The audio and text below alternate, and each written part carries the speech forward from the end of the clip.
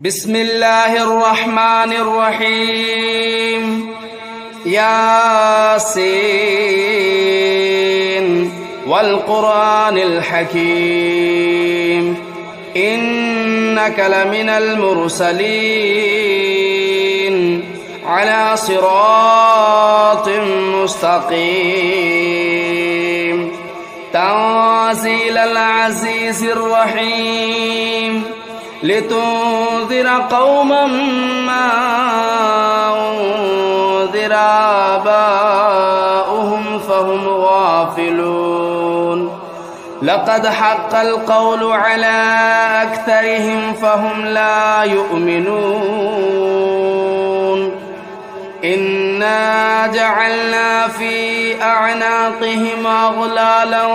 فهي إلى الأذقان فهم مقمحون وجعلنا من بين أيديهم سدا ومن خلفهم سدا فأغشيناهم فهم لا يبصرون وسواء عليهم أنذرتهم أم لم تنذرهم لا يؤمنون إنما تنذر من اتبع الذكر وخشي الرحمن بالغيب فبشره بمغفرة وأجر كريم إنا نحن نحيي الموتى ونكتب ما قدموا وآثارهم وكل شيء أحصيناه في إمام مبين واضرب لهم مثلا أصحاب القرية إذ جاءها المرسلون إذا أرسلنا إليهم اثنين فكذبوهما فعززنا بثالث فقالوا إنا إليكم مرسلون قالوا ما أنتم إلا بشر مثلنا وما أنزل الرحمن من شيء إن أنتم إلا تكذبون قالوا ربنا يعلم إنا إليكم لمرسلون وما علينا إلا البلاغ المبين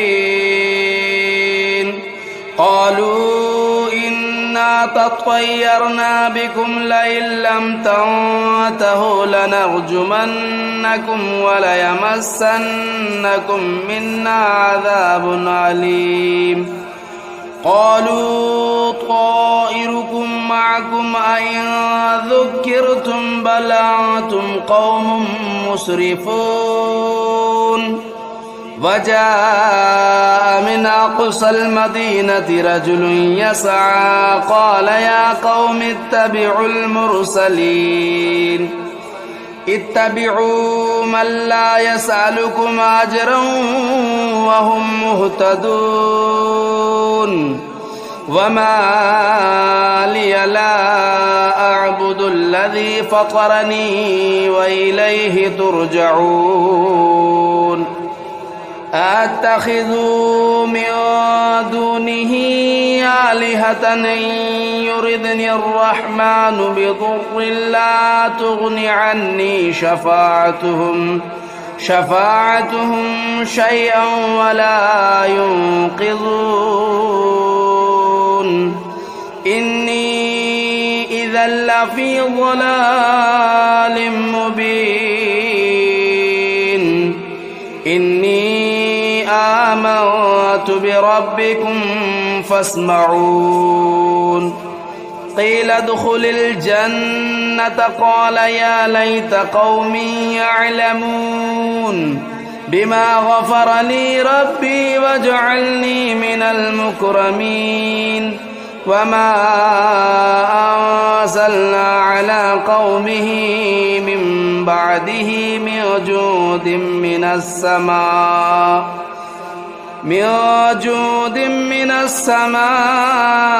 وما كنا منزلين إن كانت إلا صيحة واحدة فإذا هم خامدون يا حسرة على العباد ما يأتيهم من رسول إلا كانوا به يستهزئون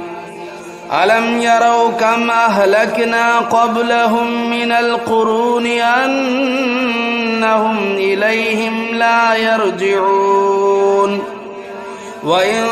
كل لما جميع لدينا محضرون وآية لهم الأرض الميتة أحييناها وأخرجنا منها حبا فمنه يأكلون وجعلنا فيها جنات من نخيل وأعناب وفجرنا فيها من العيون ليأكلوا من ثمره وما عملته أيديهم أفلا يشكرون سبحان الذي خلق الأزواج كلها مما تنبت الأرض ومن أنفسهم ومما لا يعلمون وآية لهم الليل نسلخ منه النهار فإذا هم مظلمون والشمس تجري لمستقر لها ذلك تقدير العزيز العليم والقمر قدرناه منازل حتى عاد كالعرجون القديم لا الشمس ينبغي لها أن تدرك القمر ولا الليل سابق النهار وكل في فلك يسبحون وآية لهم أنا حملنا ذريتهم في الفلك المشحون وخلقنا لهم من مثله ما يركبون وإن نشأ نغرقهم فلا صريخ لهم ولا هم ينقذون إلا رحمة منا ومتاعا إلى حين وإذا قيل لهم اتقوا ما بين أيديكم وما خلفكم لعلكم ترحمون وما تأتيهم من آية من آيات ربهم إلا كانوا عنها معرضين وإذا قيل لهم أنفقوا مما رزقكم الله قال الذين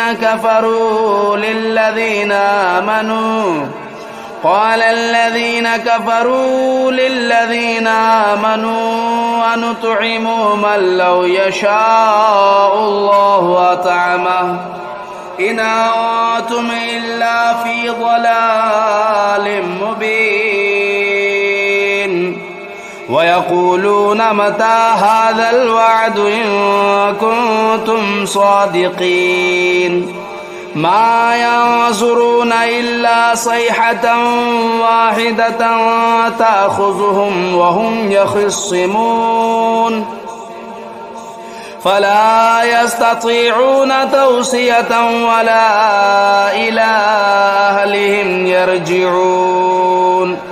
ونفخ في الصور فإذا هم من الأجداث إلى ربهم ينسلون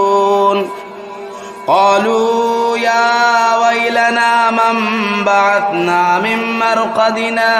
هذا ما وعد الرحمن وصدق المرسلون إن كانت إلا صيحة واحدة فإذا هم جميع لدينا محضرون فاليوم لا تظلم نفس شيئا ولا تجزون إلا ما كنتم تعملون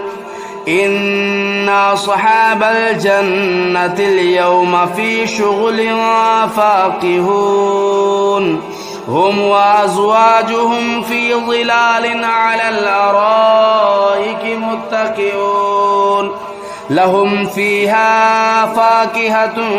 ولهم ما يدعون سلام قولا من رب رحيم وامتازوا اليوم أيها المجرمون ألم أعهد إليكم يا بني آدم ألا تعبدوا الشيطان إنه لكم عدو مبين وأن اعبدوني هذا صراط مستقيم ولقد أضل منكم جبلا كثيرا أفلم تكونوا تعقلون هذه جهنم التي كنتم توعدون اصلوها اليوم بما كنتم تكفرون اليوم نختم على أفواههم وتكلمنا أيديهم وتشهد أرجلهم بما كانوا يكسبون ولو نشاء لطمسنا على أعينهم فاستبقوا الصراط فأنى يبصرون ولو نشاء لمسخناهم على مكانتهم فما استطاعوا مضيا ولا يرجعون ومن نعمره ننكسه في الخلق أفلا يعقلون وما علمناه الشعر وما ينبغي له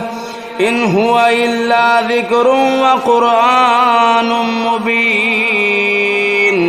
لينذر من كان حيا ويحق القول على الكافرين أولم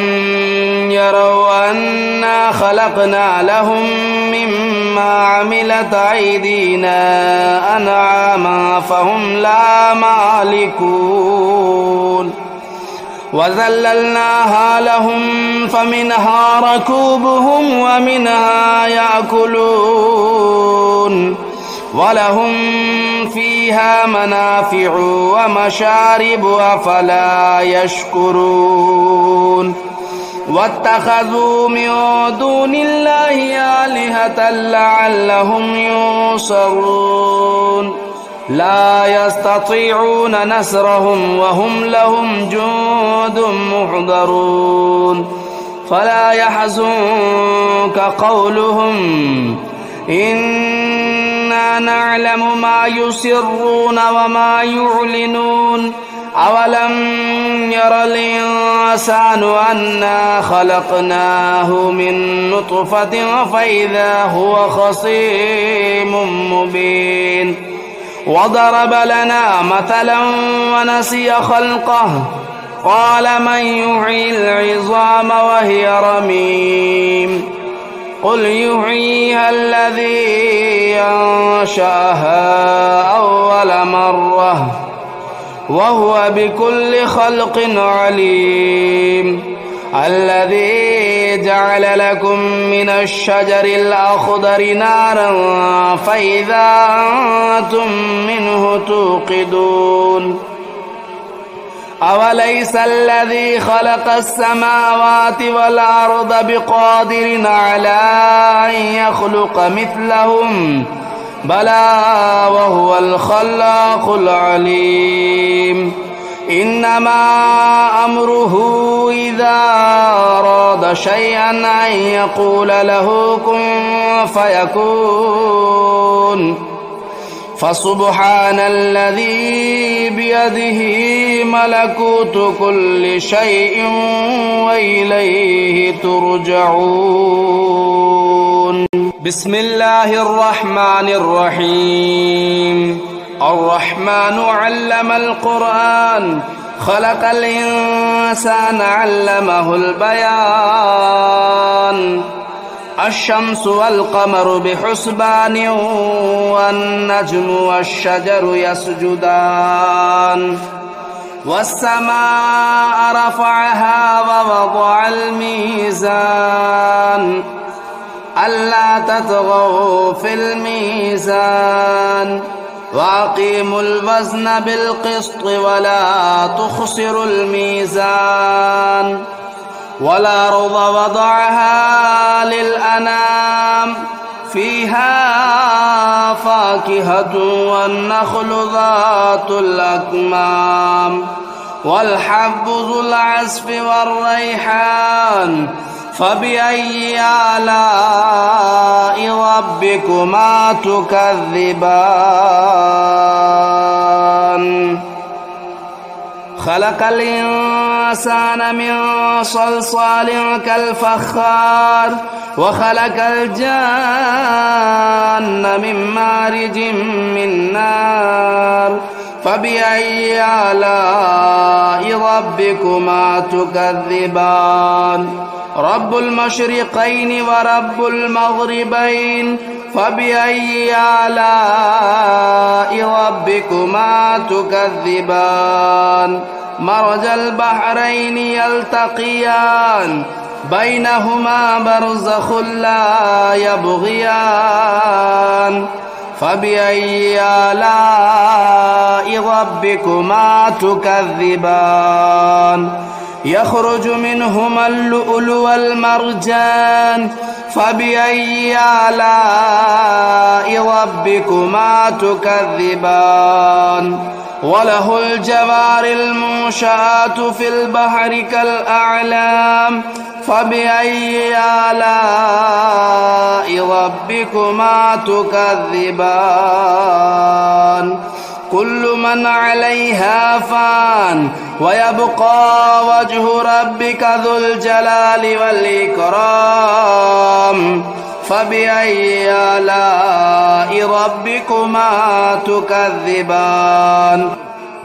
يسأله من في السماوات والأرض كل يوم هو في شأن فبأي آلاء ربكما تكذبان سنفرغ لكم أيها الثقلان فبأي آلاء ربكما تكذبان يا معشر الجن والإنس إن استطعتم أن تنفذوا من أقطار السماوات والأرض فانفذوا لا تنفذون إلا بسلطان فبأي آلاء ربكما تكذبان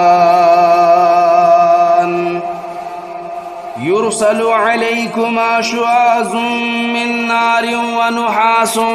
فلا تنتصران فبأي آلاء ربكما تكذبان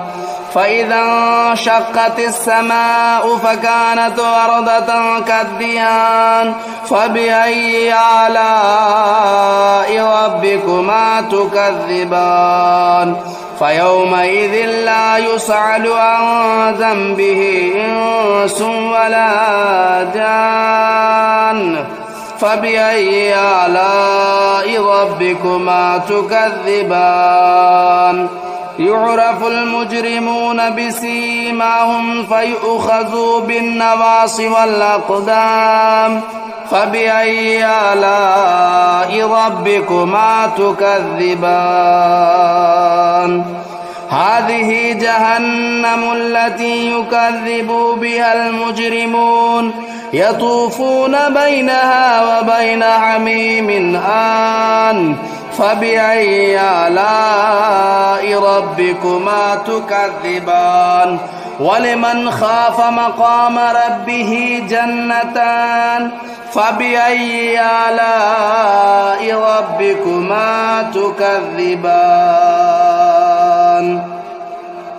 ذواتا أفنان فبأي آلاء ربكما تكذبان